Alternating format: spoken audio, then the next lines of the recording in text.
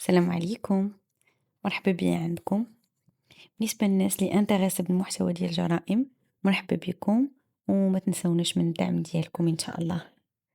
القضية ديالنا ديال اليوم اولا القصة ديالنا ديال اليوم غادي تدينا عند جوانا دانييلا ديمافيليس.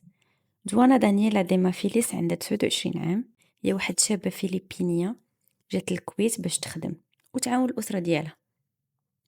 خدامة عند واحد العائلة مكونة من زوج وزوجة ديالو. زوج الاسم ديالو نادر عصام عساف، 40 سنة، لبناني الجنسية. والزوجة الاسم ديالها منى حسون، سورية. في البداية ملي بدات خدامة عندهم كان كلشي عادي، كتهضر مع العائلة ديالها تقريبا بشكل يومي، خدامة الخدمة ديالها عادي جدا. ولكن مع الوقت بدا كينقص التواصل ديالها مع العائلة ديالها، ومن بعد تزاد عليها الضغط في الخدمة. في الأواخر ديال 2016 كتختفي جوانا، ما كاين لا اتصال ولا أثر عليها.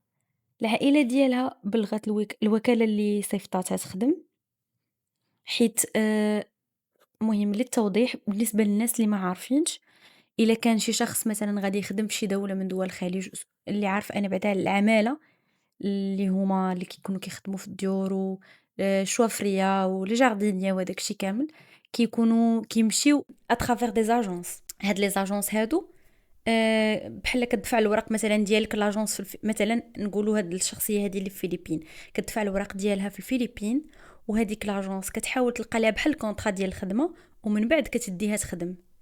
العائله اللي داتها هي العائله الكفيله، ولكن لما كيرجعوا لو وقع اي مشكل كيرجعوا لاجونس، كيكون عندهم ان كونتاكت مع لاجونس صافي، هما اللي كيفكوا لهم شنو ما كان في مشاكل. الا كان عندهم معاه شي مشكل غادي نرجعوها لاجونس، ولاجونس اللي غادي يتكلفوا.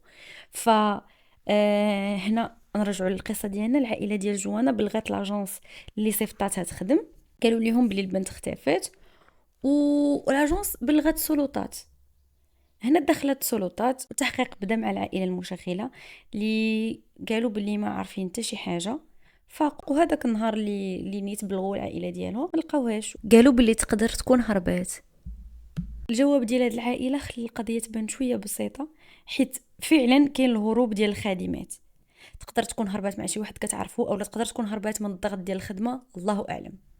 هادشي خلى البحث يحبس هنايا. العائله قالوا بانها هربات، فتحقيقات حبسوا هنايا. ولكن العائله ديال جوانا بقاو كيطالبوا يعرفوا فين مشات بنتهم، وقالوا بلي الاختفاء ديالها ماشي طبيعي. هي موالفه كتهضر معاهم، يعني حتى الا كانت غادا تهرب تقدر تقولها لهم هما الاولين، اولا مهم يكون عندهم شي خيط على الهروب ديال بنتهم او الاختفاء ديال بنتهم. المخاوف ديال العائله ديالها ضغطوا خلاو الحكومة الفلبينية تدخل، وهاد الحكومة ضغطات ولا تحقيق جدي، حيت هنا كاين ضغط دولي من الحكومة الفلبينية للحكومة الكويتية اللي بدورهم ضغطوا على المحققين اللي كانوا شادين القضية في هذيك الساعة.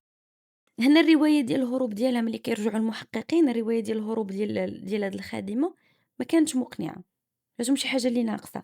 ما كان حتى شي دليل بانها خرجت من الدار.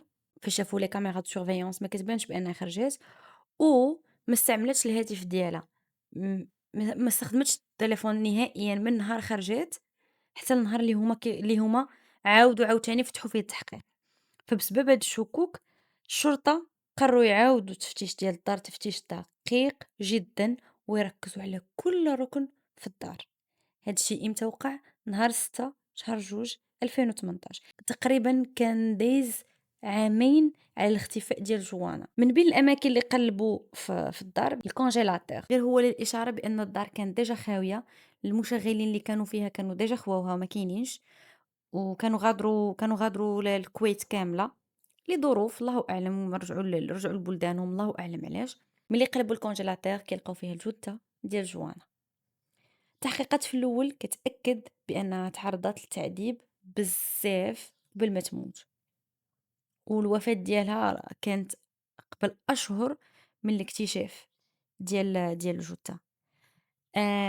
الى عقلتوا انا راه قلت لكم بانهم في الاواخر ديال 2016 العائله ديالها قدموا بلاغ بانها اختفت، والشرطه ما مشاو داروا هذا التفتيش المره الثانيه حتى ل2018، فراه تقريبًا نقدروا نقولوا عامين ديال عامين ديال الاختفاء.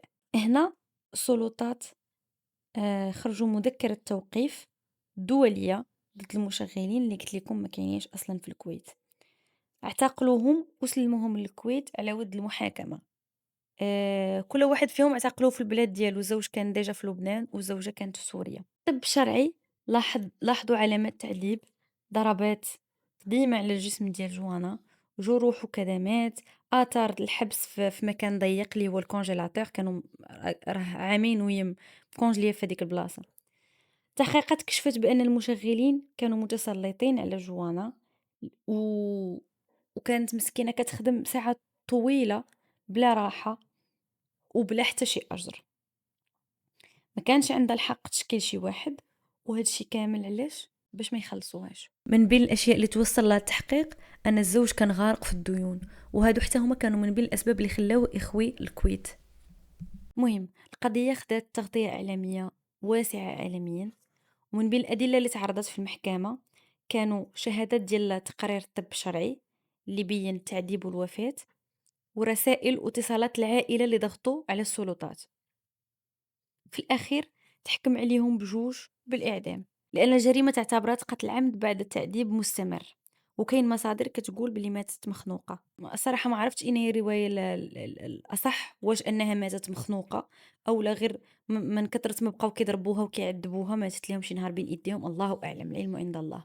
القضية ديال جوانا ساهمت في تحسين حماية العمالة الفلبينية، حيت ولاو كياخدو كيأكدوا على المراجعة ديال العقود وعلى متابعة العمالة من بعد ما يوصلوا، وخلق طرق للإبلاغ على التعذيب وسوء المعاملة، وساعدت المنظمات الحقوقية باش توفر دعم أفضل للعمال. الجريمة خلات القوانين والرقابة على الأعمال المنزلية تولي أقوى، وحسات الناس بأهمية حماية العاملات. هنا بغيت نسولكم، واش كان ممكن تفادي هاد الجريمة كون كانت متابعة من الوكالة ديالها؟ يعني لاجونس كون كانوا كيبقاو يتشيكيو على العمالة ديالهم من بعد ما يشغلوهم عند شي ناس، نقولوا مرة في الأسبوع، مرة في الشهر، كون كانوا كيتشيكيو هكا من مورا كاع العاملات أولا العمال ديالهم، واش كان ممكن تفادي هاد الجريمة؟ حيت كيف قلت لكم راه البنت كانت الجثة تلقاو عليها آثار تعذيب، يعني غتكون كانت كتعذب من ديما. يعني كون مشاو هادوك الناس العمالة، الناس لاجونس، كون مشاو لتماكن وشافوا بأنها كتعذب، فعلى الأغلب كان ممكن يكون شي تدخل، واخا هي ما كانت ممكن تهدر كان غادي يكون شي تدخل، والله أعلم، هي أقدار. واش المشغلين بوحدهم اللي مسؤولين على هاد الجريمة أو لا؟ في نظركم حتى الوكالة؟ وكيفاش جاكم الحكم؟ هنا غنكون ساليت القضية ديال اليوم، نتمنى تكون عجبتكم ونتمنى نكون كنت خفيفة ظريفة على قلوبكم. إلا كنتو انتريسي بالمحتوى ديالنا مرحبا بكم، ما تنسوناش من لي جيم ولا سبسكرايب وبارطاجيو لا فيديو مع الناس اللي انتريسي بالكونتوني ديالنا، ونتلاقاو في القصة الجاية ان شاء الله. السلام عليكم.